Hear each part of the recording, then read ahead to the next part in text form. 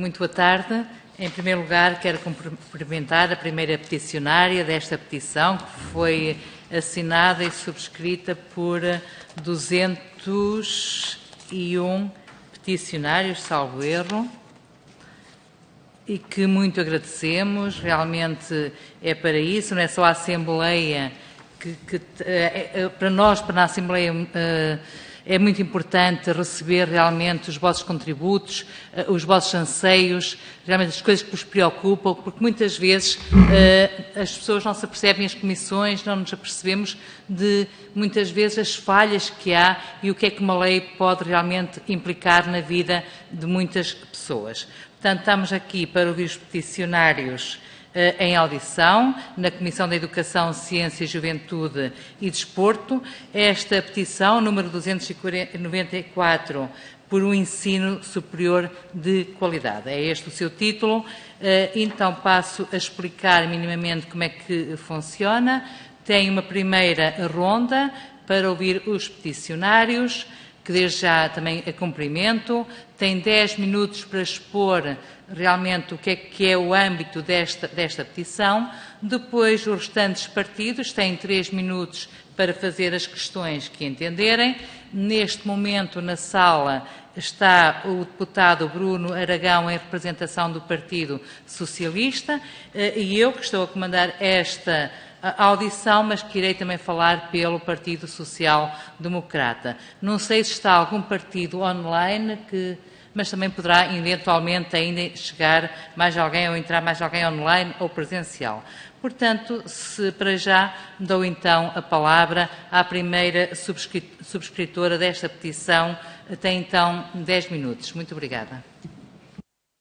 Muito obrigada eu, Sra. Deputada Isabel Lopes, Srs. Deputados. É um prazer enorme estar aqui hoje, esta tarde. Muito obrigada pela oportunidade. É com muito orgulho que vejo a democracia efetivamente a funcionar. É uma experiência totalmente nova para mim, estar aqui hoje perante vós, e aquilo que me leva a aqui estar, rapidamente e de uma forma que eu penso que é bastante assertiva, será agora aqui explanada. Há muita documentação sobre este tema que já vos fiz chegar. Resumidamente, sou Marta, graduei-me em Gestão Hoteleira, numa escola de hotelaria e turismo do Porto, em 1991. Descobri, entretanto, que isso é o chamado hoje nível 5, na altura não havia esses termos, e não havia sequer licenciatura nessa área do estudo e do saber. As graduações nesse setor vieram a partir dessa data. A minha carreira profissional tem agora 30 anos neste setor da hotelaria, turismo e restauração. Trabalhei nos Estados Unidos, em Espanha, em Portugal. Tenho vindo a ser premiada naquilo que faço. Recentemente recebi um prémio que muito me orgulho, chamado Hospitality Education Awards. Portanto, o reconhecimento de que aquilo que faço tem valor, tem vindo a acontecer. Ou seja, fui diretora de vários hotéis, marcas independentes, marcas internacionais. Foi muita aprendizagem que fui acumulando ao longo de vida neste setor. Foram muitas as responsabilidades que assumi. Foi também, em paralelo, um exercício que procurei ir fazendo para agregar aprendizagem e estudo ao longo da vida. Fui-me formando e fui fazendo cursos complementares. O meu currículo está disponível, assim como o meu portfólio de trabalhos mais recentes fiz-vos chegar essa documentação. Em 2008, procuro aportar valor para o setor, acumulando também aqui algumas funções e dedicando-me paralelamente, cumulativamente, ao setor da formação. Fiz o CAP, o Certificado de Formação de Formadores, e desde então, que de uma forma bastante regular, presto serviços na área da formação, especificamente neste setor, mas não só. Em 2019, decidi, de uma forma mais plena, dedicar a minha vida profissional a devolver, continuar a estudar, mas a aportar conhecimento que era entendido pelo setor que era válido. Percorrer aqui uma fase da minha carreira, de uma forma mais próxima da academia, mais académica.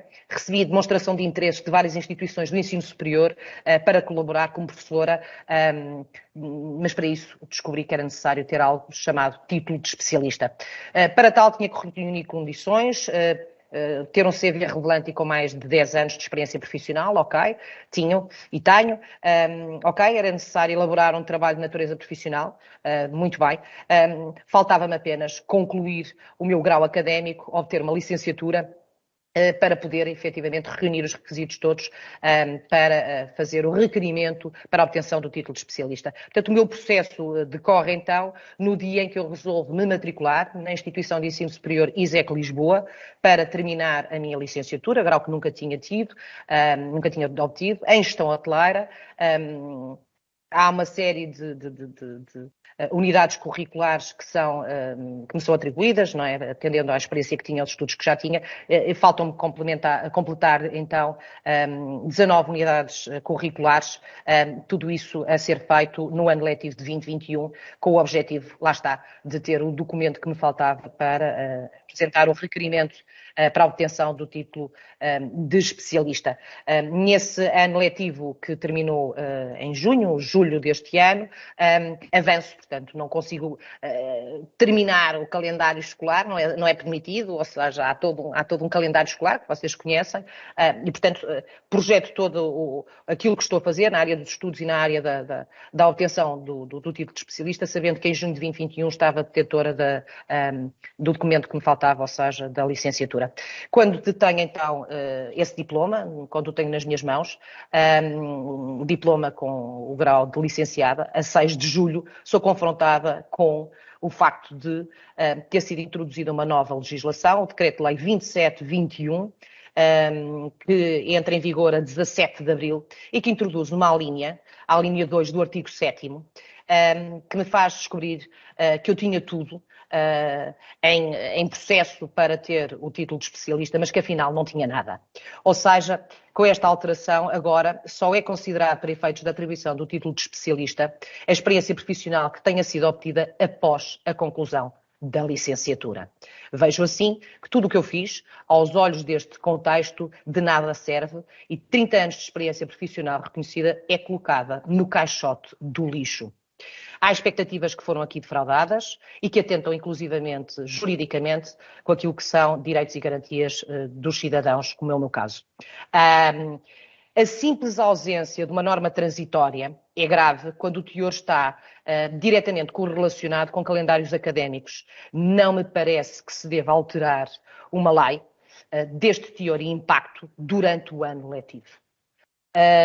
Tenho a minha vida pendente e solicito então, nessa fase, quando me confronto com esta, não é, com esta situação, solicito à Provedora de Justiça, à Provedora da sua Provedora de Justiça, um parecer que seja resposta rápido e muito claro que está também em vosso poder. Cita que não vê porque não possa avançar com o requerimento para a obtenção do título de especialista e aponta o exercício do direito de petição que resulta por o ter levado a cabo a estar eu aqui hoje nesta audição convosco. Fiz paralelamente contactos com várias entidades, nomeadamente fiz contactos com o Ministério da Ciência, Tecnologia e Ensino Superior e com o CSISP. E percebi que o entendimento, sobretudo destas duas entidades, muito envolvidas na elaboração deste decreto-lei e, nomeadamente, desta linha, de que havia um entendimento de que a situação que causaram, não é? Ou seja, que tudo isto causa, é injusto. E fica-me claro que as partes envolvidas no concreto usam mesmo da palavra justiça quando percebem a situação que esta linha causa, sem haver a tal a linha ou seja, sem haver a tal regulamentação do facto de haver aqui um regime transitório. Parece-me curioso, e aqui num contexto mais político, que eu em simultâneo a viver esta avalanche de desgraça, que foi para mim uma desgraça, ainda é, enquanto não estiver resolvida, assim será, mas foi curioso eu em simultâneo estar a ler em julho declarações do Sr. Ministro Heitor, neste caso até uma peça de 5 de julho ao Jornal Expresso, há outras, mas cito esta, em que ele próprio diz que as instituições de ensino superior vão definhar se não se adaptarem às novas tendências e metodologias. Que as aulas deverão ter uma oferta mais definida em conjunto com as empresas, etc, etc. Ou seja, este caminho de proximidade que todos apregoamos e com os quais penso que todos estamos de acordo, este caminho de proximidade entre os profissionais e a academia é, na realidade, com esta linha barrado. A introdução desta linha, sem sequer acautelar um regime transitório, que é habitual neste tipo de situações, vai, inclusivamente, politicamente, contra aquilo que todos entendemos como necessário e como um caminho de futuro para a melhoria da nossa sociedade e do saber que se presta em instituições de ensino superior. Peço então que não se afaste a Academia das Empresas desta forma, que me parece, perdoe-me aqui o termo, se calhar um bocadinho agressivo, mas que a mim é o que me veio à cabeça, de uma forma que é leviana e que requer, que inclusivamente roça a falta, carece de bom senso. Esta linha 2, então, do artigo 7, para mim, e penso que para muitos com quem eu tive a oportunidade de sondar, tapa a entrada do saber de profissionais de excelência nas salas de aula das nossas universidades. É unânime, penso eu, de todos, que é muito necessário que estas portas se abram e não se fechem. O meu processo para a obtenção do título de especialista começa então no dia em que me matriculo no ISEC Lisboa, e essa prova está numa declaração passada pela própria instituição, datada de março e que está também em vosso poder. Vou agora concluir dizendo que confio no vosso trabalho e que espero que esta comissão dê seguimento rápido ao que aqui solicita vossas excelências. Algo que me parece simples e de fundamental, volto a repetir, bom senso. Fazer acontecer por um ensino superior de mais qualidade. Que se solicita então que seja criado um regime transitório que proteja quem, no corrente ano letivo, tinha um processo em curso com vias a concluir o grau académico com o objetivo único de requerer as provas públicas para a obtenção do título de especialista. É isto, meus senhores. Muito obrigada pela vossa atenção. Estou ao vosso dispor. Muito obrigada. Muito obrigada por ser breve e que esteve dentro do tempo. Eu passava agora a palavra para falar, que tem 3 minutos, até 3 minutos, ao deputado do Partido Socialista, Bruno Aragão.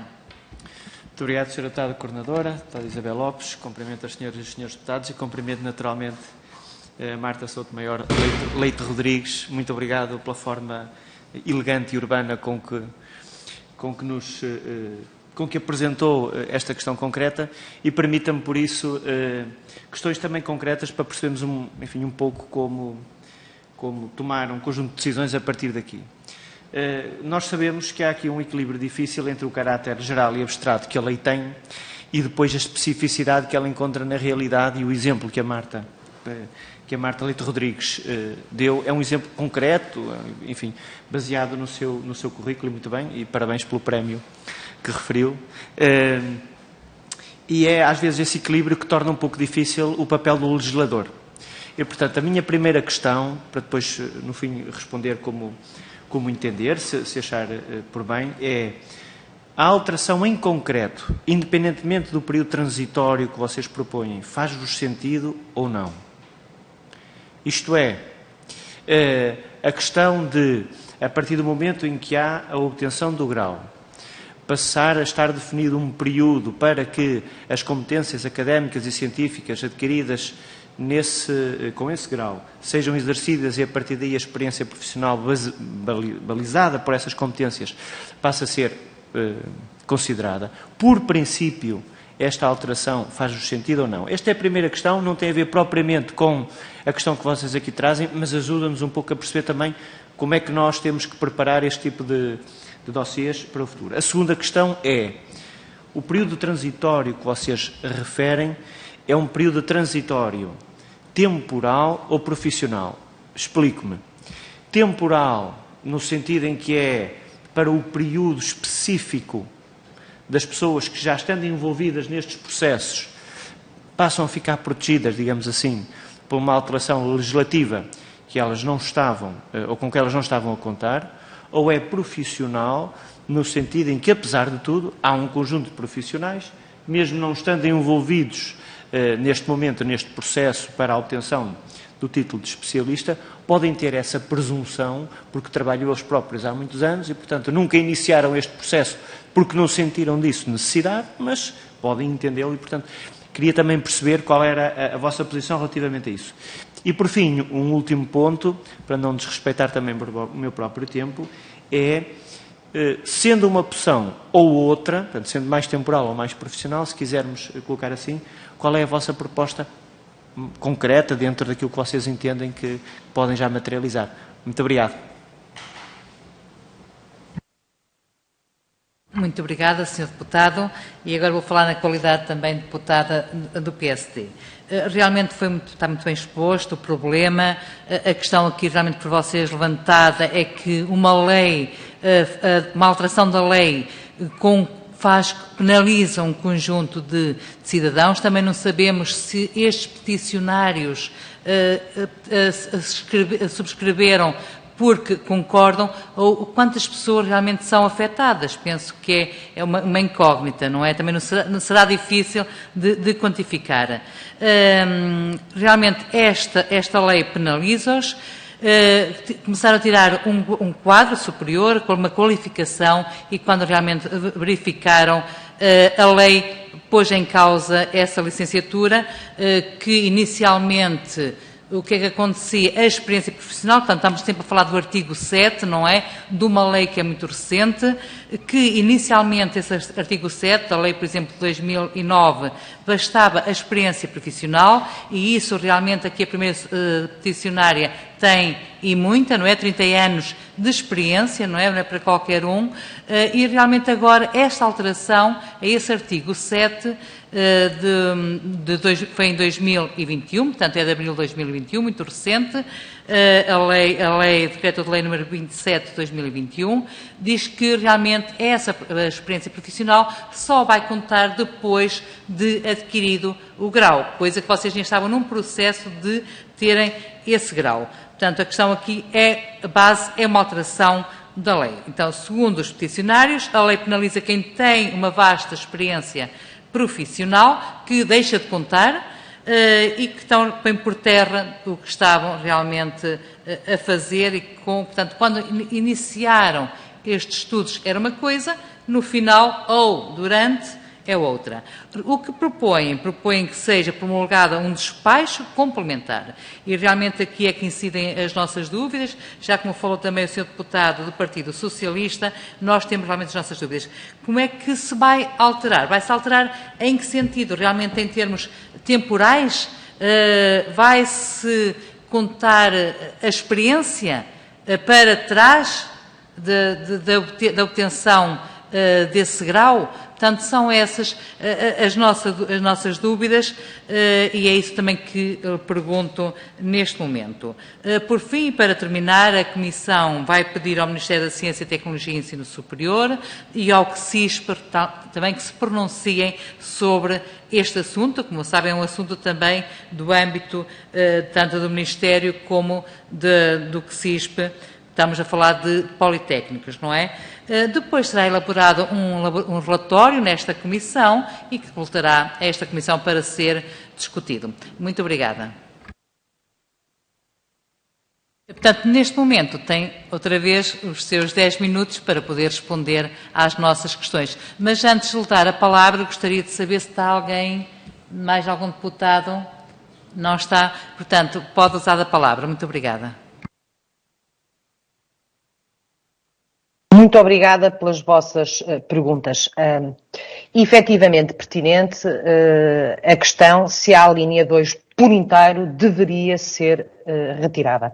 E eu não me atrevia tanto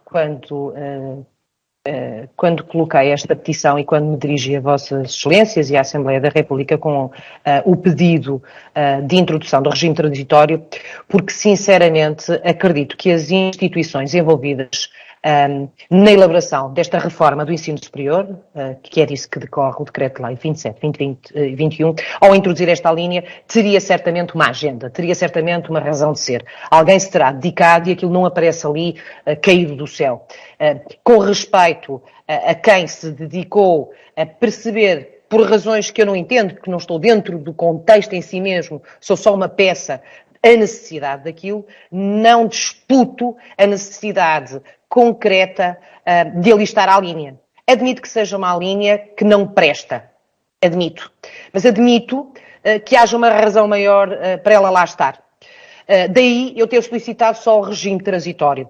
Ou seja, esta questão que se coloca sobre a experiência em equilíbrio com o grau académico, que era o que anteriormente havia, e aqui respondendo ao seu deputado que inicialmente coloca a questão, eu acho que isto é um processo que deve ser analisado no momento das provas cumulativamente. A qualidade e a pertinência do tal currículo, que tem que ter pelo menos 10 anos, e aos olhos de haver um grau. Quando é que o momento é feito? Quando é que é adquirido o saber que vale em sede daquela análise? Eu penso que ou seja, quando falamos em aprendizagem ao longo da vida, quer dizer, como é que eu sou capaz de avaliar como melhor ou pior em função do grau e do momento do grau? Quer dizer, eu posso fazer o grau mais cedo ou mais tarde. Eu aí confesso que tenho algumas dúvidas e certamente tenho opinião, mas acredito que haja aqui todo um histórico que se pretende resolver com isto. Eu penso que o período que define que o processo já estava a decorrer é o momento em que eu me matriculo. Como é que isto se faz, se é setor a setor, se isto se faz olhando retroativamente ou para a frente? Eu, sinceramente, tenho a minha opinião e sei ao que vim. Agora, não sei, a bem de todos, qual é a forma mais correta de lidar com a situação. Sei é que, para quem estava com o processo a decorrer, pelo menos para esses, quem estava efetivamente naquele momento em vias de concluir a sua licenciatura com vista a este requerimento, tem que estar acautelado. Tem que estar acautelado. Se vão alargar a questão os que possam estar, mas só que acabam a licenciatura daqui a 2 anos. Eu não sei com que grau de elasticidade é que vocês estão dispostos ou veem a necessidade de ir. Eu sei que há aqui toda uma questão social envolvida e de expectativas que têm que ser acauteladas. Quantas pessoas são afetadas? Eu não sei, não tenho como fazer esse levantamento. Posso, rapidamente, e porque o processo para chegar aqui hoje é penoso, é duro, é desmotivante, é complexo. Que haja muita gente que não teve a força e a energia para chegar aqui. Eu não tenho como saber, e venho não só em nome próprio, mas em nome de muitos. Há uma coisa que eu sei, é que há setores na área, um soldador, um técnico altamente especializado, porque é que não pode estar lado a lado com um engenheiro mecânico numa universidade a aportar valor? Se esse homem, que sabe o que mais ninguém naquela academia sabe e tem tanto para ensinar, não se lembrou ou teve a oportunidade, por alguma razão, de fazer a licenciatura antes, porque não precisou para ser quem era, não vai ter espaço naquela academia. Não vai ter espaço junto daquelas salas de aula. Assim como outros técnicos especializados na área laboratorial, no turismo, na dança, etc. Eu não venho falar em nome de setores, nem de um grupo de pessoas. Eu venho falar do meu caso, que é muito concreto e que me faz primeiro, circunscrever à questão do despacho complementar, com um teor muito claro para aqueles que, pelo menos naquele momento em que entra em vigor a nova lei, seja acautelado quem estava com o processo a decorrer.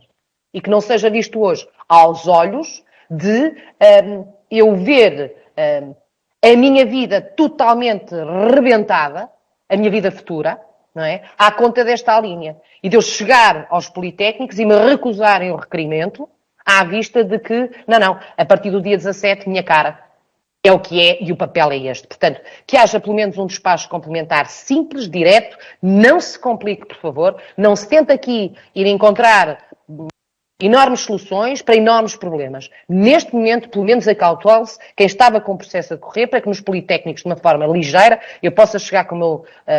deixem-me andar para a frente.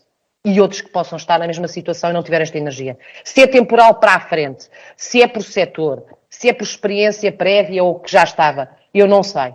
Aquilo que eu vos peço é muito simples, para não complicar e para não deixar estas perguntas abertas, muito bem que as fizeram, mas mais do que ir à procura de grandes soluções, resolva-se o problema de concreto, porque se mais ninguém fez barulho, pelo menos estes que sejam acautelados. Aqueles que naquele momento, muito concreto, estão a ser injustiçados, penalizados, porque não se lembraram de que a meio do ano letivo estavam a fazer uma alteração que naquele ano letivo não podiam fazer. Aguardassem por julho, deixassem o ano académico acabar. Não se podem fazer alterações num timing completamente descoordenado, não é? Com aquilo que está já. Isto é injusto, isto não acautela as questões da quebra social e dos direitos e das garantias de quem se meteu num processo desta índole e que impacta a vida de uma pessoa e impacta a qualidade do ensino e daquilo que é o futuro que nós queremos para Portugal e para os, não é, para os talentos que estão nas escolas e que contam connosco e com aquilo que sabemos para andarem para a frente e fazerem melhor do que o que nós fizemos. É isto. Agradeço à Marta Leite Rodrigues. É assim mesmo, quando as coisas não estão bem, e agradecemos, realmente não se sabe quantificar, é difícil, você fez porque se sentiu injustiçada e da nossa parte iremos fazer realmente o que pudermos e o que tiver ao nosso alcance, mas como sabe, vamos ter que também ter o parecer do Ministério e também do CSISP. Muito obrigada e até uma próxima. Conto convosco. Muito obrigada e uma ótima tarde. Bom trabalho.